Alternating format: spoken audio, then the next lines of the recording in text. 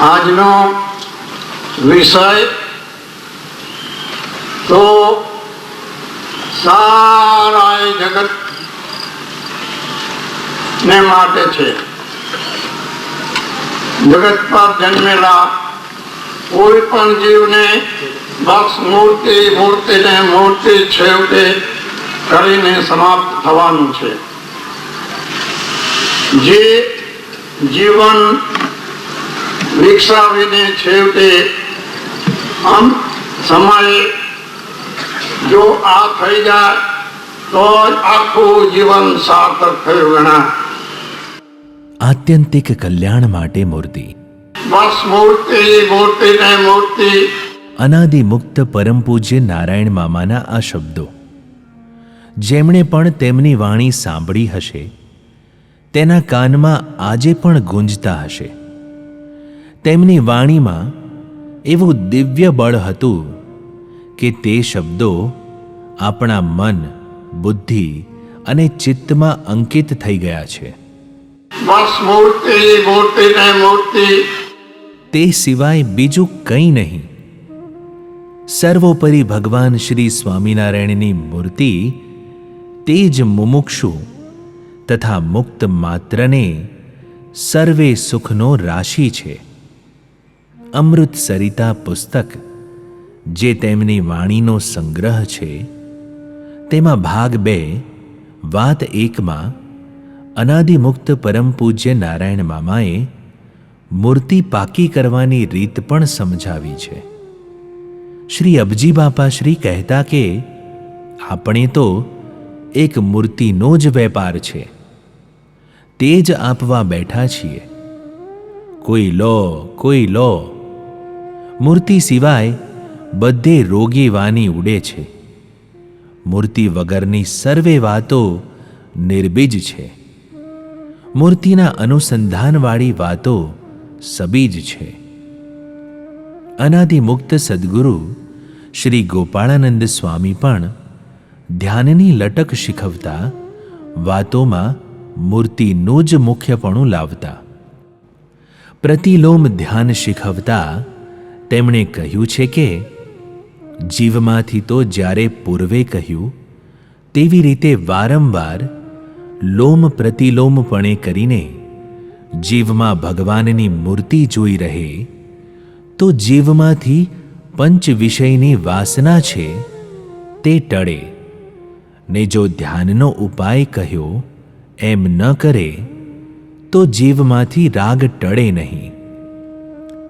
શતાનંદ મુનિ રચિત જનમંગલ સ્તોત્રમાં શ્રીજી મહારાજનું એક નામ છે સાકાર બ્રહ્મ વર્ણનાય, જેનો અર્થ થાય તેઓ કે જેમણે સાકાર બ્રહ્મ જે પોતાની દિવ્ય મૂર્તિ તેનું વર્ણન કર્યું. નંદ સંતોએ મૂર્તિનું પ્રધાનપણું રાખી અનેક કીર્તનો રચ્યા છે. પ્રેમાનંદ સ્વામીના અમુક કીર્તનોમાં તો શ્રીજી મહારાજની મનુષ્યરૂપ મૂર્તિના અંગો અંગનું વર્ણન છે. શ્રીજી મહારાજની વાણીના સંગ્રહરૂપ ગ્રંથ વચનામૃતમાં પરથારામાં શ્રીજી મહારાજની મનુષ્યરૂપ મૂર્તિના અંગો અંગનું વર્ણન છે. આમ અનેક મુક્તોએ આપણને શીખવ્યું છે કે જેને આત્યંતિક મોક્ષ જોઈતો હોય, ફેર જન્મ ન ધરવો હોય, ભગવાન સ્વામિનારાયણનો સાક્ષાત્કાર જેને કરવો હોય તેને શ્રીજી મહારાજની મૂર્તિથી વિશેષ બીજું કંઈ નથી. મૂર્તિ સિવાય બધેથી વૃત્તિ પાછી વાળવી. આમ મુમુક્ષુને મૂર્તિ પાકી કર્યા સિવાય અન્ય કોઈ વિકલ્પ નથી. મૂર્તિ પાકી કરવી એટલે તેના અંગો અંગ નિરખીને જીવમાં ઉતારી લેવા. મૂર્તિના જેમ ખુલ્લી આંખે દર્શન કરીએ તેવા જ બંધ આંખે થાય ત્યારે મૂર્તિ પાકી કરી કહેવાય. મૂર્તિ પાકી કરવી તે પ્રથમ પગલું છે. મૂર્તિ પાકી થયા બાદ પ્રતિલોમ ધ્યાનની અનાદિમુક્ત સદગુરુ ગોપાળાનંદ સ્વામી તથા અનાદિમુક્ત પરમ પૂજ્ય શ્રી નારાયણ મામાએ શીખવેલ લટક હાથ આવે. મૂર્તિ જ ન દેખાતી હોય તો તેનું પ્રતિલોમ ધ્યાન કેમ થાય? શ્રીજી મહારાજે શ્રીમુખે સારંગપુર વચનામૃત 3માં કહ્યું છે, કેટલાક હરિભક્ત કહે છે જે અમે તો મહારાજની મૂર્તિને ધ્યાનમાં બેસીને ઘણાય સંભાળીએ છીએ, તો પણ એકે અંગ ધાર્યામાં નથી આવતું, તો સમગ્ર મૂર્તિ તો ક્યાંથી આવે? તેનું પણ એ જ કારણ છે જે એ ભગવાનની મૂર્તિના દર્શન માત્ર જ કરે છે, પણ મનનને નિધિધ્યાસ નથી કરતો, માટે કેમ ધાર્યામાં આવે? તે હેતુથી શ્રીજી મહારાજની મૂર્તિનું મનન અને નિધિધ્યાસ કરી મૂર્તિ પાકી કરવી તે મુમુક્ષુ માટે અતિશય અગત્યનું છે. દિવ્ય રૂપ, મનુષ્ય રૂપ અને પ્રતિમારૂપ મૂર્તિ. શ્રી અબજી બાપા શ્રીની વાતો ભાગ 2 વાત 122માં શ્રી અબજી બાપા શ્રીએ કહ્યું છે, મહારાજની મૂર્તિમાંથી તેજના અંબાર છૂટે છે. અનંત બ્રહ્માંડમાં જે જે તેજોમય છે તે મહારાજના તેજ વડે છે. એવા શ્રીજી મહારાજ આ લોકમાં પોતાનું તેજ ઐશ્વર્ય ઢાંકી મનુષ્ય જેવા દર્શન આપે છે, તો પણ તે તો જેમ છે તેમને તેમ જ છે. સાકરના નાળિયેરની પેઠે ત્યાગ ભાગ નથી. મોટા મુક્તોએ એ મૂર્તિનો મહિમા જીવોને સમજાવવા અંગો અંગની ઉપમા આપી. તે મુખારવિંદ સૂર્યચંદ્ર જેવું, નાસિકા પોપટની ચાંચ કે દીપકની સગ જેવી, હોઠ પરવાળા સમાન, દાંત દાડમના બીજની શોભા હરે તેવા, કંઠ કંબો જેવો, ઉદર પીપળ પાન સમો, હાથ હાથીની સૂંઢ જેવા, નાભી નૌતમ, કેડ કેસરી સિંહને મોહ પમાડનારી, સાથળ કેળના સ્તંભ જેવા, આંગળીઓના નખ લાલ મણી જેવા, એમ ઉપમા આપી એ મૂર્તિનો મહિમા વર્ણવ્યો. કેમ કે જીવને જાજો સમજવાની ગતિ નહીં, તેથી એવી રીતે કહ્યું. શ્રીજી મહારાજે એક વખત સભામાં રમૂજ કરી કહ્યું કે આવી ઉપમાથી તો અમારો મહિમા ન કહેવાનું, પણ જીવોને સમજાવવા અમને વગોવ્યા જેવું થયું. અનાદિમુક્ત પરમ પૂજ્ય નારાયણ મામા ઘણી વખત આ વાત કરતા કે બ્રહ્માનંદ સ્વામીના કીર્તનમાં મહારાજ કેવા રૂપાળા છે તેનું વર્ણન સાંભળી એક હરિભક્તે શ્રીજી મહારાજને તેમ પૂછ્યું કે તમે તો બ્રહ્માનંદ સ્વામી કહે છે તેવા રૂપાળા નથી. ત્યારે શ્રીજી મહારાજે તે હરિભક્તને બ્રહ્માનંદ સ્વામીને પૂછવા કહ્યું. જ્યારે બ્રહ્માનંદ સ્વામીને પૂછ્યું ત્યારે તેમણે કહ્યું, શ્રીજી મહારાજનું મનુષ્ય સ્વરૂપ જે તમે દેખો છો તેનું હું વર્ણન નથી કરતો, હું દિવ્ય સ્વરૂપનું વર્ણન કરું છું. પછી થોડા વર્ષોની સેવા પરિચર્યા આજ્ઞાપાલન બાદ જ્યારે તે હરિભક્તને શ્રીજી મહારાજના દિવ્ય સ્વરૂપનું દર્શન થયું ત્યારે અહો અહો થઈ ગયું.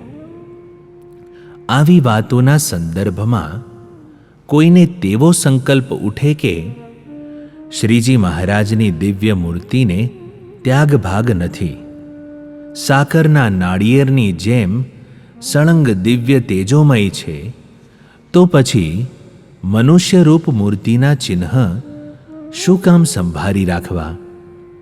શ્રીજી મહારાજની દિવ્ય મૂર્તિમાં તો તે ચિહ્ન હોય નહીં.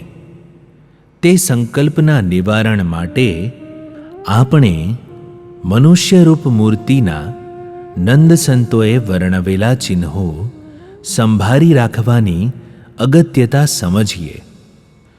શ્રી અબજી બાપાશ્રી કહેતા કે મનુષ્યરૂપ મૂર્તિ પોતાને મળી જે પ્રતિમારૂપ મૂર્તિ તથા અક્ષરધામ મધ્યે દિવ્ય તેજોમય મૂર્તિ, તે એક જ જાણવી, જુદી ન જાણવી.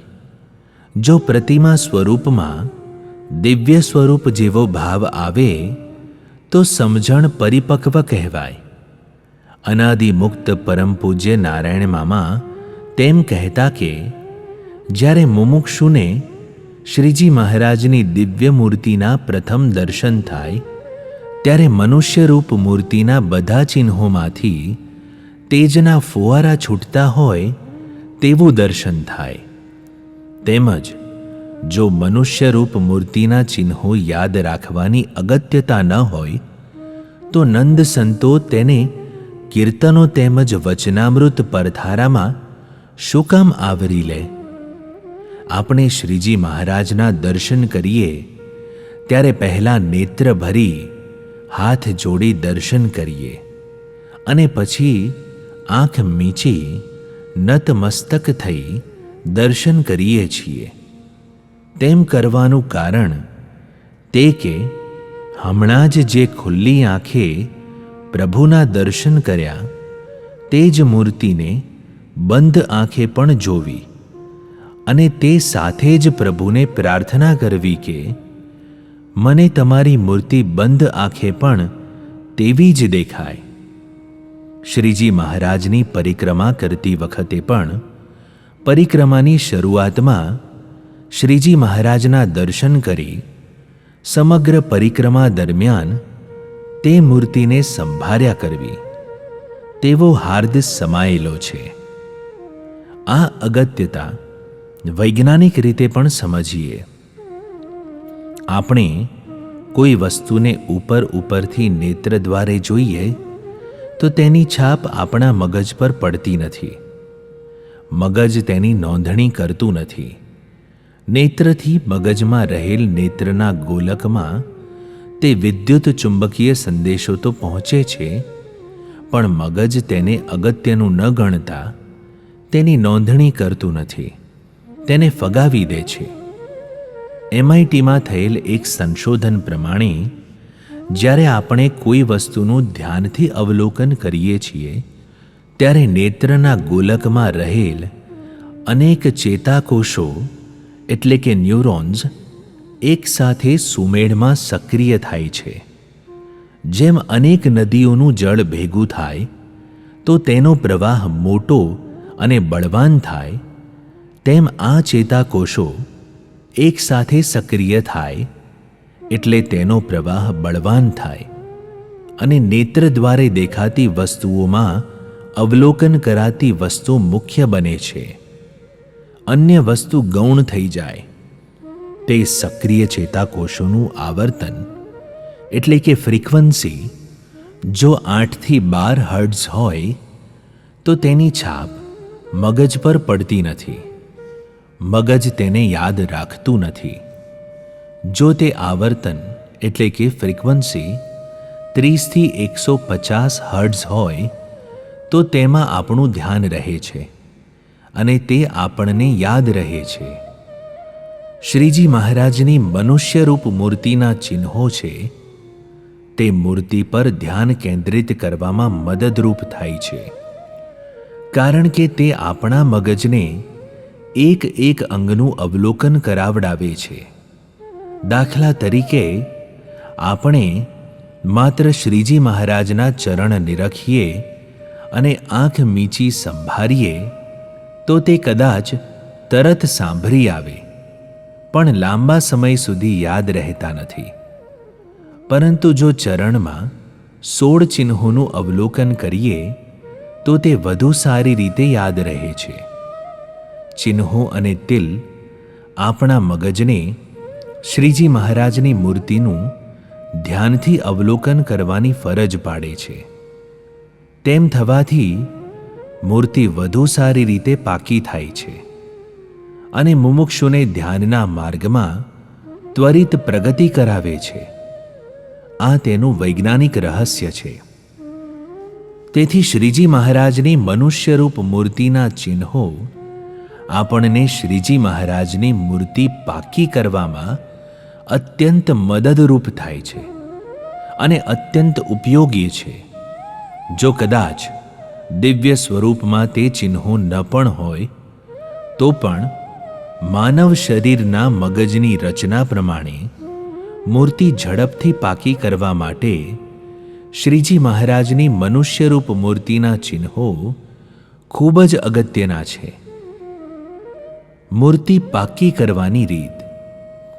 શ્રીજી મહારાજે લોયાના 8મા વચનામૃતના 6ઠ્ઠા પ્રશ્ન અને 6ઠ્ઠી બાબતમાં નેત્ર ઇન્દ્રિયની ચંચળતા દૂર કરવાના ઉપાયમાં કહ્યું છે, ચક્ષુ ઇન્દ્રિયની ચંચળતા ટાળ્યાનો એ ઉપાય છે જે નાસિકાગ્ર દ્રષ્ટિ રાખે ને આડું અવડું જુએ નહીં ને ભણવું હોય તો ભણ્યા કરે તથા ભજન સ્મરણ કર્યા કરે અને એમ કરતા સ્ત્રી આદિક દેખાઈ જાય અને અયોગ્ય ઘાટ ન થયો હોય તો પણ નેત્રને ઉઘાડા રાખીને મેશાન મેશે રહિત કરીને જ્યાં સુધી નેત્ર સારી પેઠે બળે ને આંસુ ચાલે ત્યાં સુધી ઘડી બે ઘડી પર્યંત જોઈ રહે, ત્યારે તેની દ્રષ્ટિ ચંચળ હોય તો પણ વશ થઈ જાય છે. મેષોન્મેષ અશ્રુઓની ધાર ચાલે તો પણ એક ચિત્તે મૂર્તિને નિરખી રહેવાની પ્રક્રિયાને ત્રાટક કહે છે. ત્રાટક તે મૂર્તિની માનવ મગજ પર છાપ પાડવા માટેનું અમોઘ સાધન છે. આપણે કોઈ પણ વસ્તુને અનિમેષ એક ટક નિરખી રહીએ તો આંખ મીચીએ તો પણ તે વસ્તુ એકદમ સદ્રશ દેખાઈ આવે છે. તેનું વિજ્ઞાન આપણે આગળ સમજ્યા તેમ ચેતાકોષોની સક્રિયતા અને આવર્તન પર આધારિત છે. જાગરૂકતા સાથે મેષોન્મેષ મૂર્તિને નિરખી રહેવું તે મૂર્તિ યાદ રાખવાની સરળમાં સરળ રીત છે. શરૂઆતમાં મૂર્તિ પાકી ન કરી હોય ત્યાં સુધી એક એક અંગ અલગ નિરખવું અને પાક્કો કરવું. તે અંગ નિરખતા સમયે તેમાં રહેલા ચિહ્નો પણ સંભાળી રાખવા. ચિહ્નો અને તેલ છે તે એક પથદર્શક એંધાણનું કામ કરે છે. આપણે કોઈ જગ્યાએ જતા હોઈએ અને જીપીએસ વગર માર્ગ યાદ રાખવો હોય તો પેલા ઊંચા બહુમાળી મકાન પછીની ગલી, મોટું ઝાડ આવે તેના પછી જમણી બાજુ વળી જવાનું, તેવા પથદર્શક એંધાણ રાખીએ છીએ. તે રીતે ચરણ કમળથી લઈને શિખા પર્યંત ચિહ્નો અને તિલ છે તે મૂર્તિ યાદ રાખવા માટે એંધાણરૂપ છે. ચિહ્નો અને તિલ યાદ ન રહેતા હોય તો એક ચિહ્ન કે તિલ સંભારી ઓમ અવતારિણી શ્રી સ્વામિનારાયણાય નમઃ તેમ બોલી ચિહ્નો કંઠસ્થ કરી શકાય. આમ એક એક અંગ પાકું કરીએ તે સાથે સાથે સળંગ મૂર્તિ નિરખવાનો પણ અભ્યાસ કરીએ. પાકા કરેલ અંગો એક સાથે નિરખવાનો અભ્યાસ કરીએ. તેમ કરતાં મૂર્તિના ચિહ્નો અને તિલ પાક્કા થઈ જાય અને સળંગ મૂર્તિ બંધ આંખે દેખાય પછી બંધ આંખે મૂર્તિમાં ઊંડા ઉતરવું. તે દરમિયાન જાગૃતતા રાખવા અને નિંદ્રાને ત્યજવા મૂર્તિને નજીક દૂર કરવી, ઉપર નીચે કરવી વગેરે પ્રક્રિયા શીખવી. એક વખત બંધ નેત્રે જાગૃતતા રાખતા આવડે પછી અનાદિમુક્ત સદ્ગુરુ ગોપાળાનંદ સ્વામી તથા અનાદિમુક્ત પરમ પૂજ્ય નારાયણ મામાએ શીખવેલ પ્રતિલોમ ધ્યાનની લટકનો અભ્યાસ કરવો. કયું સ્વરૂપ પાકું કરવું? આજે આપણને શ્રીજી મહારાજના મનુષ્ય સ્વરૂપનું કે દિવ્ય સ્વરૂપનું દર્શન નથી, પરંતુ પ્રતિમા સ્વરૂપનું દર્શન છે. તો તે પ્રતિમા સ્વરૂપમાં મનુષ્ય સ્વરૂપના ચિહ્નો મેળવી મૂર્તિ પાકી કરવાથી ધ્યાન માર્ગે ત્વરિત પ્રગતિ થશે. સાધકને તે વિચાર ઉપજે કે કયું પ્રતિમા સ્વરૂપ પાકું કરવું. અનાદિમુક્ત પરમ પૂજ્ય નારાયણ મામા તેમ કહેતા કે પોતાને ગમતું સ્વરૂપ હોય તે પાકું કરવું. તે ઉપરાંત તેઓ તેમ કહેતા કે અમદાવાદ કાલુપુર મંદિરના રંગમહોલના ઘનશ્યામ મહારાજની મૂર્તિ, જેમાંથી શ્રીજી મહારાજે દિવ્ય રૂપે અનાદિમુક્ત પરમ પૂજ્ય નારાયણ મામાએ શ્રી સ્વામિનારાયણ ડિવાઇન મિશનની સ્થાપના કરી ત્યારે સહી કરી હતી, તેને દિવ્ય મૂર્તિ સાથે સામ્ય છે. તેમજ વડતાલ મંદિરના અક્ષરભુવનના બેઠા ઘનશ્યામ મહારાજની મૂર્તિને દિવ્ય મૂર્તિ સાથે સામ્ય છે. તેમાં પણ વડતાલના ઘનશ્યામ મહારાજની મૂર્તિને આધારે અનાદિમુક્ત પરમ પૂજ્ય નારાયણ મામાએ શ્રી સ્વામિનારાયણ ડિવાઇન મિશનમાં ભાઈઓના સભાખંડમાં પધરાવેલ મૂર્તિને વિશેષ સામ્ય છે. તો આપણને મળેલ તે પ્રતિમા સ્વરૂપ કે જેને દિવ્ય સ્વરૂપ સાથે સામ્ય છે, તે જ સ્વરૂપમાં મનુષ્ય સ્વરૂપના ચિહ્નો ધારીએ તેથી ઉત્તમ બીજું શું હોઈ શકે? તો મુમુક્ષુ માટે તે સ્વરૂપના આધારે બનાવેલ 3D સ્વરૂપ મૂર્તિ પાકી કરવાનું એક ઉત્તમ માધ્યમ બની રહે, તે જ અભ્યર્થના. મૂર્તિ મૂર્તિને મૂર્તિ.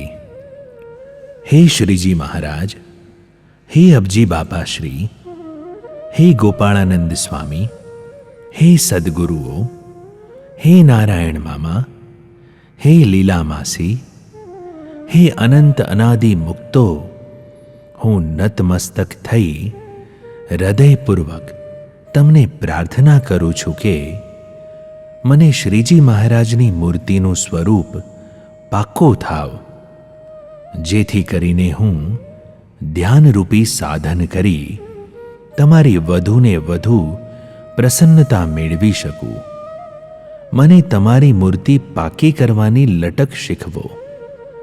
હે કૃપા સાધ્ય પ્રભુ, મારા આ અલ્પ પુરુષાર્થને તમે કૃપા સાધ્ય હોવાથી મહદ ગણી તેમાં ભેળા ભળી તમારી મૂર્તિનું સાધર્મ્યપણું કરાવો.